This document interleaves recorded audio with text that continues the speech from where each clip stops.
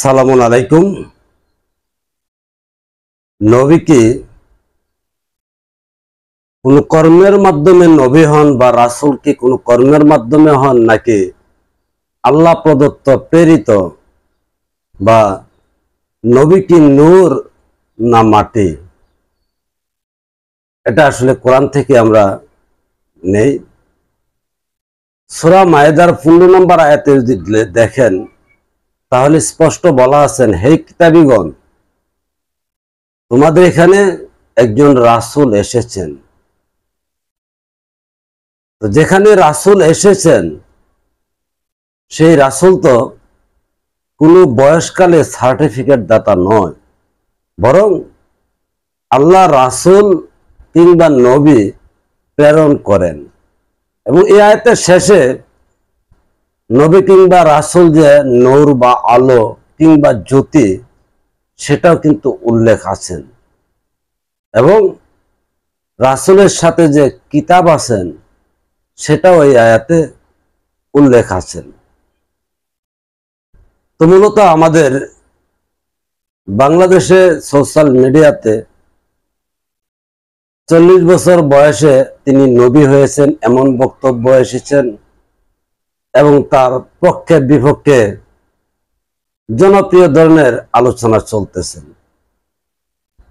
তো প্রকৃত কথা বলতে কি আজকে অপ্রিয় হলেও সত্য যে আমাদের দেশের ধর্মযাজকগণ এই আরবি কথাগুলো যদি বাংলা জানতেন তাহলে এগুলি নিয়ে এত মতভেদের কোনো প্রশ্নই ছিলেন না।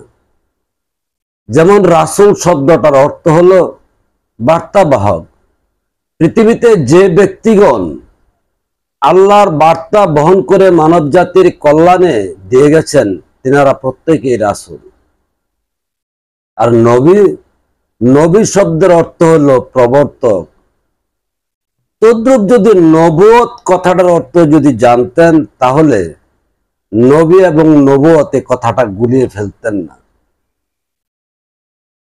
আল্লাহর সত্য নিয়ে যিনি প্রবর্তিত হয়েছেন তিনিই নবী। আর নবুয়ত শব্দের অর্থ হলো প্রতিষ্ঠাকারী। আপনি সত্য নিয়ে আবির্ভূত হচ্ছেন কিন্তু প্রতিষ্ঠা করতে পারেননি, আপনাকে নবুয়ত প্রাপ্তি বলা যায়নি। তা সুতরাং হযরত মুহাম্মদ মুস্তাফা সাল্লাল্লাহু আলাইহি সাল্লাম 40 বছর বয়সে তিনি প্রতিষ্ঠা করতে সক্ষম হয়েছেন, আর সেটাকে বলেছেন নবুয়ত। আর উনি শুধু জন্ম না, জন্মের পূর্বেই তিনি নবী। কেননা একটা দেশের মধ্যে যখন কোথাও দুর্যোগ চলেন তখন ওই দুর্যোগ মোকাবেলা করার জন্য সরকার ফোর্স পাঠান। তেমনি ভাবে পৃথিবীর কোন ভূখণ্ডের মধ্যে মানুষ যখন অমানুষে পরিপূর্ণ হয়ে যান সেখানে আল্লাহ একজন নবী কিংবা রাসূল প্রেরণ করেন। তো সুতরাং নবী এবং রাসূলগণদেরকে দিয়ে পৃথিবী পরিচালনা করবেন সেটা আল্লাহর একটা সাজানো নাটক, সাজানো মঞ্চ। আর সেখানে এই নবী রাসূলগণদেরকে তৈরি করে রেখেছেন কাকে কোন এলাকায় কিভাবে দিয়ে কল্যাণকর কাজ করাবেন বা পথ দেখাবেন। তো সুতরাং আমাদের দেশের সাধারণ মানুষ তো অনেক দূরের কথা, যদি ধর্মযাজকগণ আল্লাহ, রাসূল, নবী, নবুয়ত এই জিনিসগুলি যদি তারা ভাষা দিয়ে উপলব্ধি করত অথবা আল্লাহর নৈকট্য লাভ করার কিংবা রাসূলের নৈকট্য লাভ করার কিংবা নবীর নৈকট্য লাভ করার চিন্তা চেতনাও থাকতো তাহলে আমাদের ভারতবর্ষে ধর্ম, আল্লাহ, রাসূল এই সমস্ত নিয়ে অনেক আপডেট তথ্য তাদের কাছ থেকে পাওয়া যেত। কিন্তু তার বিপরীতে কি হচ্ছে, কোন দেশের কোন ইহুদি না নাসারা না খ্রিস্টান না বিধর্মী বা না নাস্তিক সে কোনো বই লিখে গেছে কিনা ওই বই থেকে একটা কথা নিয়ে নিত্য নতুন ফিতনা ফ্যাসাদ সৃষ্টি করতেছেন।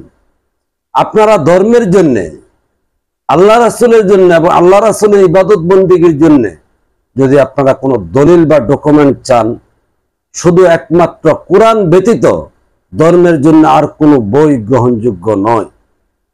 কারণ আজকে যদি ইমাম বুখারীর কথা বলেন, ইমাম হাম্বলির কথা বলেন, আদৌ এরা মুসলমান ছিলেন কিনা এবং তারা ধর্ম মেনেছেন কিনা, এই সমস্ত ব্যাপারে আমরা কিছুই জানি না। যেমন কোরআনের তাফসির নিয়ে যে আলোচনা সমালোচনা, যে মতভেদ চলতেছেন, সেই তাফসির কারকে আদৌ কি ইসলাম ধর্মের ছিলেন কিনা, না ইহুদি দালাল বা খ্রিস্টানের দালাল ছিলেন, তাও আমরা জানি না। কিন্তু তাদের লেখা বইগুলি অনুসরণ করে যারা, তারা কিন্তু এটাও প্রকাশ দিচ্ছেন যে তারা ইহুদির দালাল, খ্রিস্টানের দালাল। সুতরাং কোরআন ছাড়া বাকি যত মুসলিম বিশ্বে যত ধরনের হাদিসের বই, গল্পের বই, কিচ্ছার বই, কাহিনীর বই এবং কোরআন তাফসির নামে যে বিভিন্ন ব্যাখ্যা দিয়ারাই রেখেছেন, তারা ফিতনা ছাড়া আর কোনো কিছু সৃষ্টি করেননি। তো সুতরাং একটা ভাষা বোঝার জন্য আরেকজনের বায়া কোনো দরকার নেই। আপনি আজ থেকে প্রতিজ্ঞা করুন যে আমি 1 মাস, ওয়ানলি 1 মাস আমি কোরআনটা দেখব, তাহলে দেখবেন এই দেশের ধর্মযাজকরা যে কত ধরনের বাটপার এবং টাউট সিটার, সেগুলি আপনি নিজে অনুভব করতে পারবেন। কারণ কোরআন কোন মোল্লা মৌলবীর পীর ফকিরের তৈরি নয়, বরং হুজুর পাক সাল্লাল্লাহু আলাইহি ইসলামের খলিফাগণ এই কোরআন শরীফ লিপিবদ্ধ করে গেছেন। তো সুতরাং নবী আল্লাহ প্রদত্ত যেমন নূর, তেমনি তিনি কামাই করে নবী হন নাই, কামাই করে রাসূল হন নাই, কামাই করে নবুয়ত পান নাই। সমস্ত কিছু আল্লাহর দেওয়া নিয়ামত, যা পূর্ব পরিকল্পিত।